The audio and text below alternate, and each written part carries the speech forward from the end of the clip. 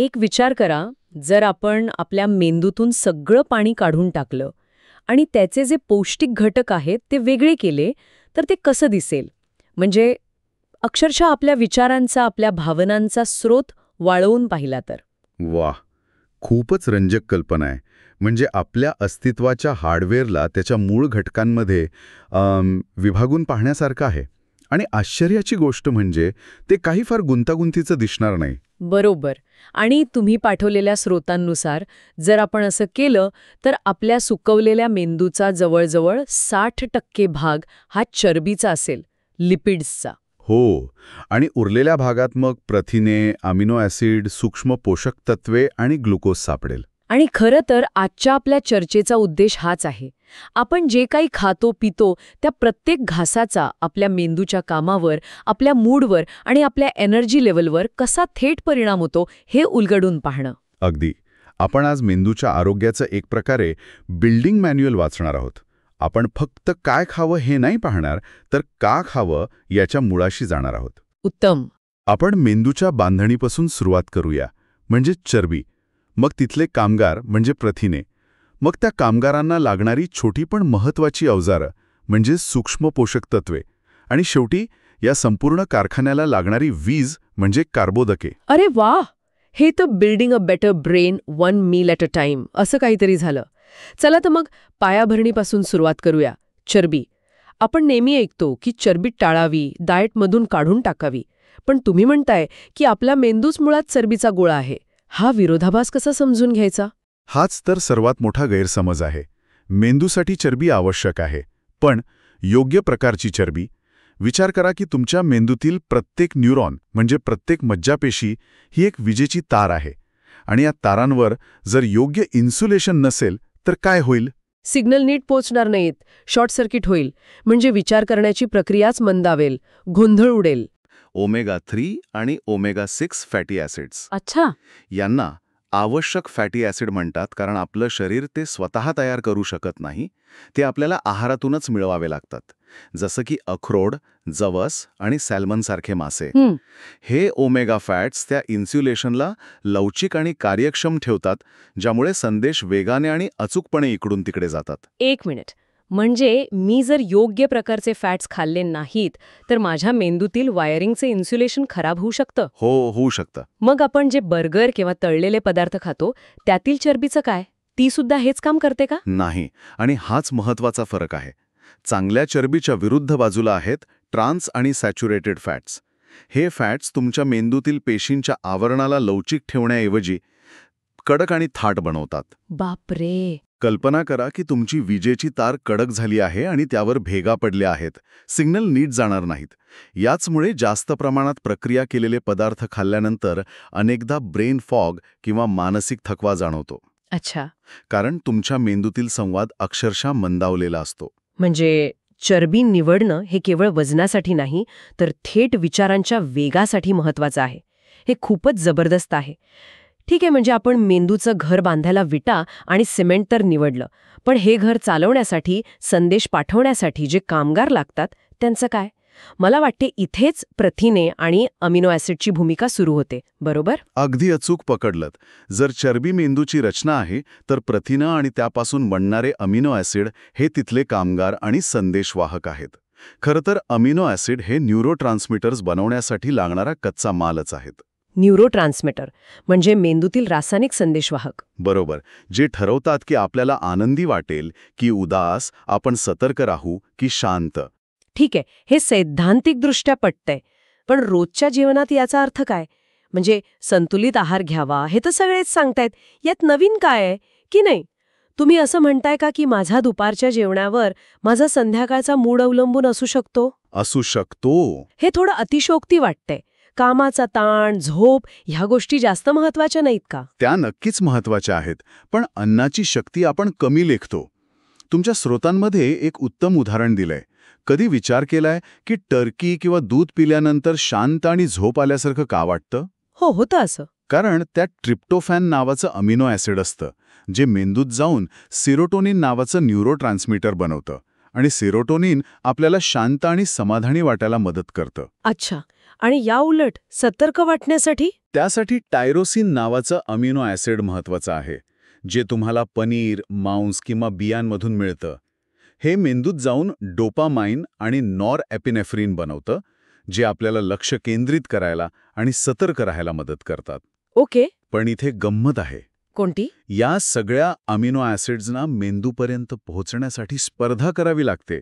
ही स्पर्धा म्हणजे जणू काही मेंदूच्या प्रवेशद्वारावर एक कडक बाउन्सर उभा आहे आणि तो एका वेळी फक्त काही निवडक लोकांनाच आत सोडतो. हां, रंजक आहे. आता जर तुमच्या आहारात फक्त एकाच प्रकारचे अमिनो ॲसिड जास्त असतील, जसे की कर्बोदकांसोबत ट्रिप्टोफॅन, तर तेच रांगेत पुढे घुसतील आणि मेंदूत जातील, ज्यामुळे तुम्हाला शांत वाटेल. म्हणूनच पास्त्याची मोठी प्लेट खाल्ल्यावर आपल्याला सुस्ती येते. हो, अगदी. या उलट जर तुम्ही फक्त प्रथिनयुक्त जेवण घेतलं तर टायरोसिनसारखे घटक जिंकतील आणि तुम्हाला जास्त सतर्क वाटेल.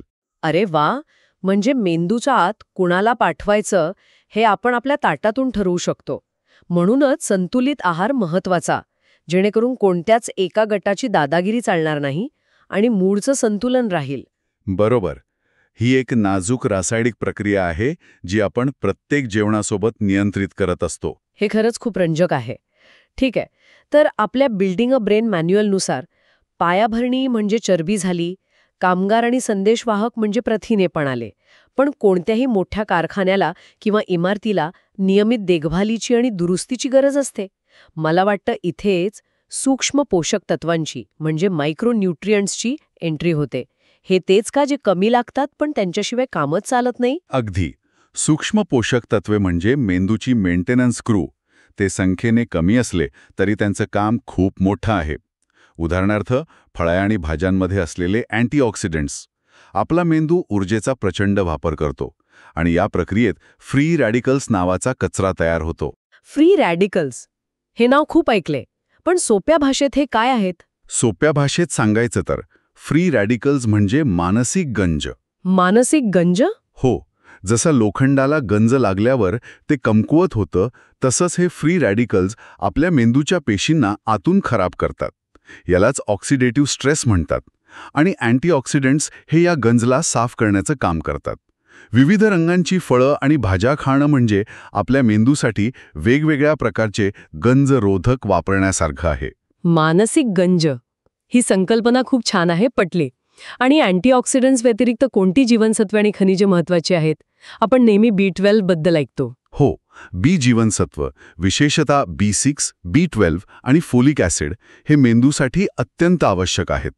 खरं तर ते न्यूरोट्रान्समीटर बनवण्याच्या प्रक्रियेत स्पार्क प्लगसारखं काम करतात. अच्छा. त्यांच्याशिवाय अमिनो ॲसिड्सचं रूपांतर मूड नियंत्रित करणाऱ्या रसायनांमध्ये होऊच शकत नाही. तुमच्या स्रोतांमधली एक धक्कादायक माहिती सांगते की B12च्या तीव्र कमतरतेची लक्षणं कधीकधी अल्झायमर किंवा डिमेन्शियासारख्या गंभीर आजारांसारखी दिसू शकतात. काय सांगताय?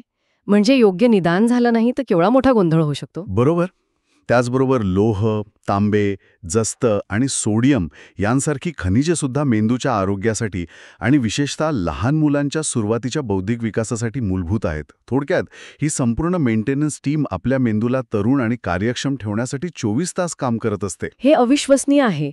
म्हणजे आपल्याकडे आता पायाभरणी आहे, कामगार आहेत, मेंटेनन्स टीम पण आहे, पण या संपूर्ण फॅक्टरीला चालवण्यासाठी वीज कुठून येते? मला हे तथ्य खूपच आश्चर्यकारक वाटलं की आपला मेंदू शरीराच्या वजनाच्या फक्त 2% असूनही तब्बल 20% ऊर्जा वापरतो. एवढा मोठा पॉवर सप्लाय येतो कुठून? आणि इथेच आपला चौथा आणि सर्वात महत्त्वाचा घटक येतो, कर्बोदके. मेंदू हा एक ऊर्जेचा भुकेला अवयव आहे आणि त्याची एकच पसंती आहे, ग्लुकोज. म्हणजेच रक्तातील साखर, जी आपल्याला प्रामुख्याने कर्बोदकांमधून मिळते. तो इतर काहीही इंधन म्हणून वापरत नाही. स्रोतांमध्ये एक उल्लेख आहे की मेंदूचा पुढचा भाग म्हणजे फ्रंटल लोब्स ग्लुकोजच्या कमतरतेसाठी इतका संवेदनशील असतो की मानसिक कार्यात बदल होणे हे पौष्टिक कमतरतेचे पहिले लक्षण असू शकते. अगदी खरंय. आपली विचार करण्याची क्षमता, निर्णय क्षमता, लक्ष केंद्रित करणे या सगळ्या गोष्टी फ्रंटल लोब्समध्ये घडतात. आणि या कामांसाठी त्याला सतत सेकंदाला ग्लुकोजचा पुरवठा लागतो. त्यामुळे रक्तातील साखरेची पातळी थोडी जरी खाली गेली तरी त्याचा पहिला परिणाम आपल्या मानसिक क्षमतेवर दिसतो.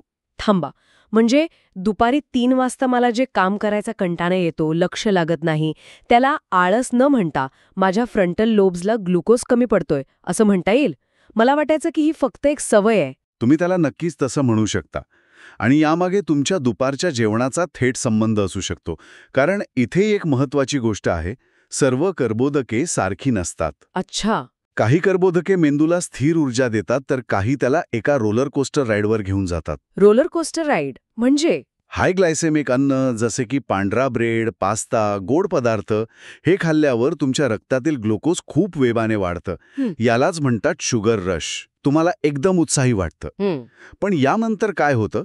शरीर या वाढलेल्या साखरेला नियंत्रणात आणण्यासाठी इन्सुलिनचा मोठा डोस सोडतं, ज्यामुळे रक्तातील साखर तितक्याच वेगाने खाली कोसळते. यालाच द डिप किंवा शुगर क्रॅश असं म्हणतात. अच्छा. तर द डेप म्हणजे ही रोलर कोस्टरमधली खोल दरी आहे. आणि याच वेळी चिडचिड होणे, लक्ष न लागणे, थकवा येणे हे सगळं होतं. आता सगळा उलगडा होतोय. बरोबर.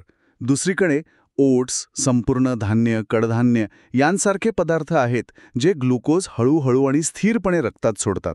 हे म्हणजे रोलर कोस्टरऐवजी एका स्थिर, लांब पल्ल्याच्या गाडीतून प्रवास करण्यासारखं आहे. छान उदाहरण आहे. यामुळे तुमच्या मेंदूला अनेक तास स्थिर ऊर्जा मिळते, ज्यामुळे तुमची एकाग्रता आणि मनस्थिती टिकून राहते. यालाच आपण स्लो रिलीज एनर्जी म्हणतो. तर या संपूर्ण चर्चेचा सारांश काढायचा झाला तर असं म्हणता येईल की आपण फक्त आपलं पोट भरण्यासाठी जेवत नाही, तर आपण आपल्या मेंदूला घडवत असतो. आपण निवडलेला प्रत्येक पदार्थ म्हणजे मेंदूच्या बांधकामासाठी, तिथल्या संदेशवहनासाठी, त्याच्या दुरुस्तीसाठी आणि त्याला ऊर्जा देण्यासाठी निवडलेला एक घटक असतो. आणि बाकीचा आहार दुर्लक्षून चांगला मेंदू घडवू शकत नाही. जसं एखादी सिम्फनी वाजवण्यासाठी व्हायोलिन, पियानो, ड्रम्स या सगळ्यांची गरज असते, तसंच मेंदूच्या उत्तम आरोग्यासाठी योग्य चरबी, प्रथिने, सूक्ष्म पोषक तत्वे आणि स्थिर ऊर्जा देणारी कार्बोदके या सर्वांचा ताळमेळ आवश्यक आहे. एकावर लक्ष केंद्रित करून चालणार नाही. वा, खूपच छान सांगितलंत.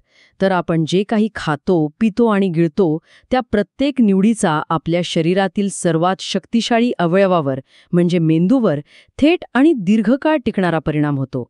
आणि ही चर्चा संपवताना ऐकणाऱ्यांसाठी एक विचार सोडून जाऊ इच्छिते. नक्कीच. जर आपल्या अन्नाच्या निवडीमुळे आपला मेंदू दररोज प्रत्येक क्षणी घडत असेल, तर आज आपल्या ताटातली कोणती एक छोटीशी गोष्ट बदलून आपण उद्याच्या अधिक चांगल्या, अधिक कार्यक्षम मेंदूची पायाभरणी करू शकतो.